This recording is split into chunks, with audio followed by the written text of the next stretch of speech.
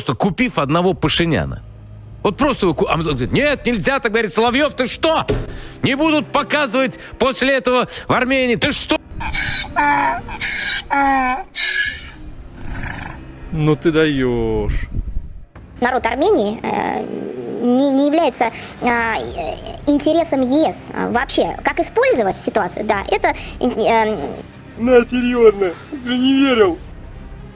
Поскольку вся российская пропагандистская медиа подняла шум и активно начала дискредитировать Армению после подписания договора с США о стратегическом партнерстве, сегодня мы представим вам эти высказывания, на которые последуют сильные, жесткие и исчерпывающие ответы из Армении, которые мы и представим в этом выпуске.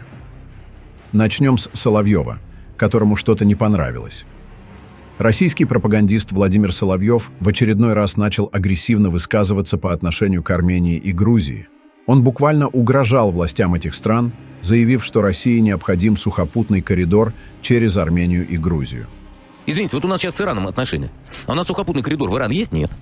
Общей границы? Нет. А если мы спокойно скажем Грузия и Армения? А в наших национальных интересах, чтобы у нас был прямой туда коридор. И в 2008 году могли бы это реализовать.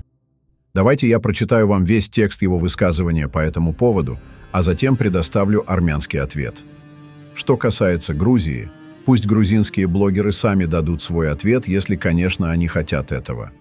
Итак, что же говорит этот человек? Трамп говорит: «Панама наша». А почему мы не можем сказать, что мы в Армению вложили столько денег, что не можем смотреть, как США там делают свою базу, просто купив одного Пашиняна? Нам постоянно в лицо плюют, делают, что хотят, говорят, что им ничего этого не надо. Мы утираемся и говорим: У нас отношения. а если мы скажем, что у нас свои национальные интересы на Кавказе? У нас сейчас с Ираном отношения выходят на новый уровень, но нет сухопутного коридора туда, как и общей границы. А если мы спокойно скажем Грузии и Армении? В наших национальных интересах, чтобы туда был сухопутный коридор. Мы в 2008 году могли это реализовать. Но нам скажут: вы что себе позволяете? Вы империалисты, колониалисты, как вы смеете? То есть Гренландию можно, Канаду можно, Панаму можно, а Россия ревизионист. Что же вы сразу не сказали? На эти агрессивные выпады Соловьева экс-советник президента Армении Владимир Погосян дал жесткий ответ. Ниже приводится его высказывание, опубликованное в его микроблоге. Предлагаем Владимиру Рудольфовичу обсудить сначала ситуацию в своей стране. Власть захвачена друзьями руководителя государства. Страна обворована. Экономика в зависимости от внешнего мира. Даже иголки и нижнее белье импортируются. Туалетная бумага, и та из Северной Кореи. В стране с такими природными богатствами больные раком дети вынуждены надеяться на СМС-сборы, а высокопоставленные деятели наслаждаются жизнью на яхтах. Вы говорите о вложениях в Армению, но все, что вы делали, это выкачивали ресурсы и распространяли коррупцию по всему СНГ, создавая теневые схемы. Глядя на ваши города, кажется, что время остановилось где-то в XVI веке. Какие столько денег вы вложили в Армению? В конце 90-х годов, из-за долга за газ менее $100 миллионов, вы буквально выкрутили руки Армении. При этом в то же время списывали десятки миллиардов долларов другим странам третьего мира. В счет этого долга вы забрали несколько передовых для своего времени предприятий, которые вместо развития оказались на грани уничтожения. Позже, в конце 2000-х, вы получили в управление армянскую железную дорогу и сразу же переименовали ее, пообещали масштабные инвестиции, а в итоге ограничились символическими средствами, которые ни вам, ни стране не принесли никакой пользы. Примеров еще много, но и этих достаточно. Так что вы будете молча кусать локти и смотреть, как Запад обустраивается в Армении. Если вы ищете виноватых, посмотрите на себя в зеркало. Что касается Армении, хороший или плохой Пашинян – это исключительно дело армянского народа. Мы сами разберемся, без ваших советов и указаний. А вам, Владимир Рудольфович, лучше бы разобраться со своим великим стратегом, который привел страну к тяжелейшему кризису и опустил ее ниже плинтуса. 3 года назад вы собирались пить кофе в Киеве, а теперь даже не можете справиться с последствиями собственных решений. Не зря говорят, если Бог хочет наказать человека, Он лишает его разума. Судя по всему, вас этот наказ не обошел стороной. К сожалению, в современной журналистике парадоксальный идиотизм стал нормой. Многие журналисты считают себя геополитиками и геоэкономистами, особенно в России. И зачастую это люди с сомнительным прошлым и компетенцией. Меня поражает склад ума таких личностей, как Соловьев. Учитывая, сколько Армения потеряла из-за России, территории, время и возможности, о финансовых потерях я уже молчу. Именно Россия должна остаться должной Армении, и не на 10 лет. А теперь я добавлю пару слов от себя к сказанному Владимиром Погосяном. Кто сказал, что вы не можете заявить «мы вложили в Армению столько денег»? Вы уже давно это повторяете, а также добавляете такие фразы, как «Армения – гулящая жена», «Армения – форпост», «да куда они денутся» и так далее. Но верят вам только ваши зомбированные сторонники, потому что на самом деле вы не вкладываете, а выкачиваете все, что можете, пока не уничтожите союзника. Например, в рамках договора имущества в обмен на долг, который на самом деле представляет собой договор «Вся экономика за 98 миллионов долларов», и еще скажите спасибо за такое одолжение. А форпост, если даже оставить в стороне оскорбления, укрепляют и защищают, а не грабят и предают, как делали и делают это вы. Поэтому плюют вам в лицо не потому, что США якобы подтолкнули Армению, а из-за таких действий, и не только на телевизионных экранах. Администрация канала Регньюз и его команда требуют от Минхайтека прекратить вещание в мультиплексе Армении российских телеканалов. Соловьевы и Киселевы оскорбляют по политическому указанию, и теперь они перешли от оскорблений к прямым территориальным угрозам. От всего этого не могла отстать и пресс-секретарь МИД России Мария Захарова. Честно говоря, мне даже неприятно приводить здесь ее высказывания, поэтому коротко расскажу, о чем она говорила, и дадим ей достойный ответ, которого она заслуживает. Эта реакция вызывает недоумение, потому что речь идет о высказывании журналиста. Мы всегда слышали из Еревана, что Армения привержена свободе слова, и тем более, так сказать, нынешнее армянское руководство делает это своим императивом. Наш Владимир Погосян не оставил без внимания хамское поведение Марии Захаровой и дал ей очень жесткий, но в то же время деликатный ответ, который я приведу ниже. Хочу напомнить Захарове, что речь идет не просто о журналисте, а о ведущем государственного информационно-пропагандистского телеканала.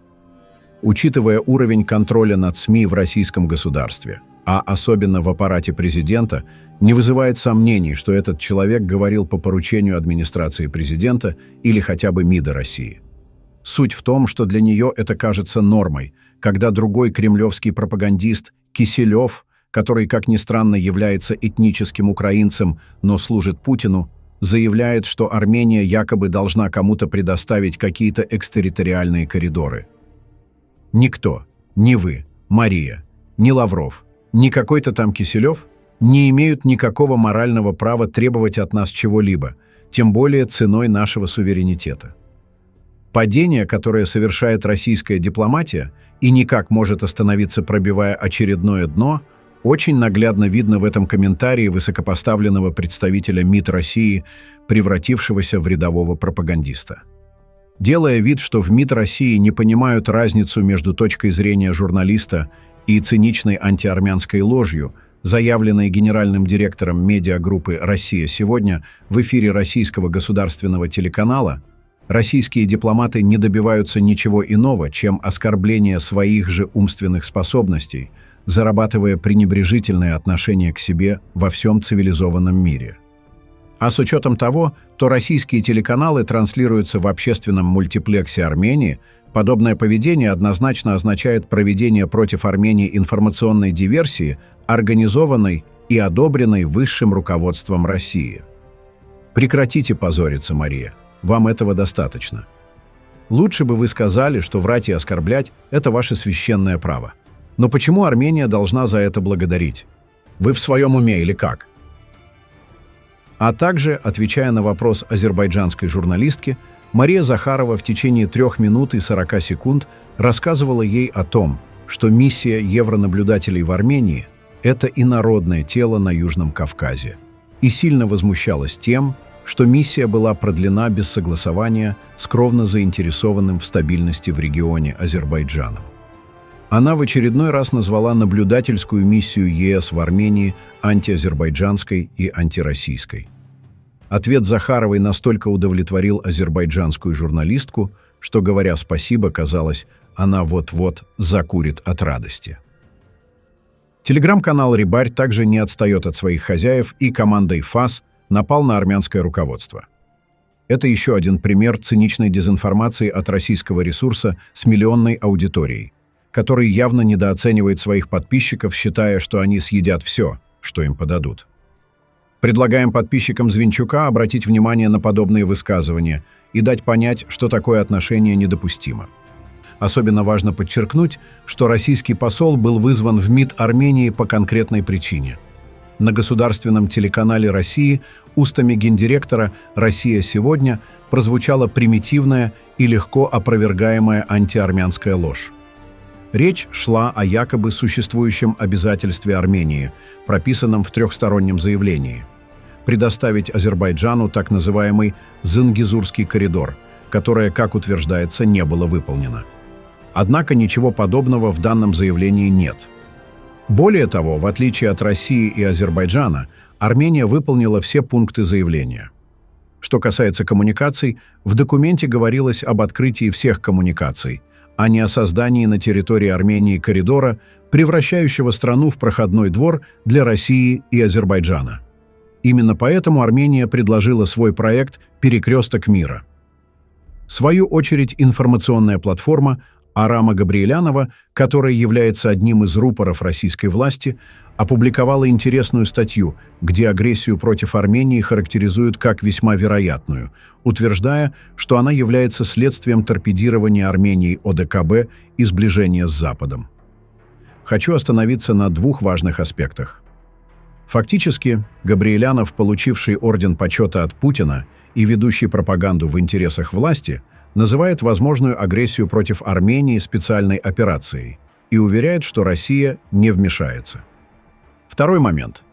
Этот армянский медиамагнат наполовину родом из Сюника, а на другую половину из Карабаха, и, подобно ему, самых ярых антиармян выращивают среди тех, кто наиболее знаком с борьбой за нашу родину. Они представляют исключение как закономерность и заставляют нас, армян, обобщать. Наш щит используется против нас как изнутри, так и извне, и делается это достаточно грубо и явно. Таким образом, можно констатировать, что Россия и Азербайджан ведут нарративную войну против европейского пути Армении. Наш новый анализ показывает, как лидеры России и Азербайджана часто продвигают схожие или даже идентичные нарративы, направленные против усилий Армении по укреплению отношений с Европейским Союзом. Почти каждое позитивное событие в отношениях между Брюсселем и Ереваном вызывает негативную реакцию Москвы и Баку, а контролируемые государством или поддерживающие его СМИ в России и Азербайджане часто усиливают антиармянскую и антиевропейскую риторику друг друга. Такая согласованность указывает на то, что оба игрока могут использовать схожую стратегию повествования, чтобы подорвать прозападные устремления Армении. И в конце, наперекор этим пропагандистам, я приведу заявление главы МИД Армении Арарата Мирзояна, которое еще больше усложнит положение вышеупомянутых персонажей. Министр иностранных дел Армении Арарат Мирзоян надеется, что подписанный между Ереваном и Вашингтоном устав стратегического партнерства послужит свидетельством углубляющихся отношений между двумя странами и дорожной картой будущего, полного общих достижений. Об этом глава МИД Армении написал в своем микроблоге в X. Глава МИД выразил мнение, что отношения между Ереваном и Вашингтоном значительно окрепли, поэтому трансформация их в стратегическое партнерство стала целесообразной и необходимой. Армяно-американские отношения достигли такой степени, что их трансформация в стратегическое партнерство не только целесообразна, но и необходима для преодоления сложной геополитической ситуации, отметил Мирзоян. Глава МИД Армении также выразил надежду, что документ, подписанный Арменией с США, послужит будущей дорожной картой отношений. Пусть устав стратегического партнерства Армения-США, который мы подписали с госсекретарем США Энтони Блинкеном, послужит свидетельством углубляющихся отношений между Арменией и США и дорожной картой будущего, полного общих достижений, подчеркнул министр иностранных дел Арарат Мирзоян. Пишите ваше мнение в комментариях и подписывайтесь на наш канал. чтобы не пропускали самые важные новости мира и нашего региона.